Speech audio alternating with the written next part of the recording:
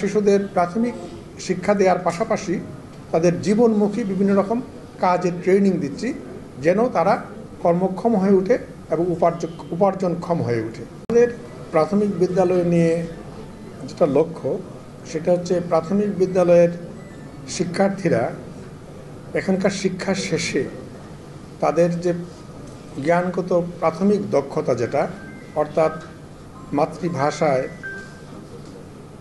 সে সুন্দর করে পড়তে পারবে, তার মনোভাব লিখে প্রকাশ করতে পারবে এবং প্রাথমিক গাণিতিক দক্ষতা যেমন যোগ বিয়োগ গুণ ভাগ সেইগুলো করতে পারবে। সে একদম মিনিমাম, একজন প্রাথমিক পাশ করা শিক্ষার্থী একদম মিনিমাম হচ্ছে সেটুক পারবে।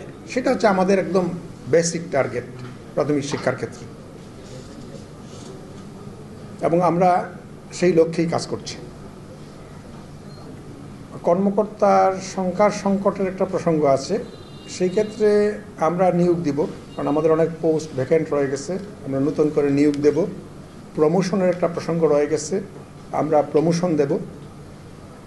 আর অন্য যে প্রসঙ্গগুলো বললেন আপনি, যে শিশু শ্রমের প্রসঙ্গটা, সেটা অঞ্চলভেদে ভিন্ন রকমের, এবং যেসব অঞ্চলে যে ধরনের সমস্যা সেই অনুযায়ী আমরা ব্যবস্থা নেব। যেমন ধরুন, আমরা মিড ডে মিল চালু করছি, যেটা অনেক শিশুকে উৎসাহিত করবে স্কুলে অবস্থান করতে এবং পড়াশোনা চালাতে। যেসব শিশুরা অর্থনৈতিক কারণে ঝরে পড়ছে, তাদের জন্য আমাদের আলাদা ধরনের ব্যবস্থা রয়ে গেছে। উপ আনুষ্ঠানিক শিক্ষা বোর্ডও বলে আমাদের আলাদা প্রতিষ্ঠান রয়ে গেছে, এবং তারা কাজ করছে।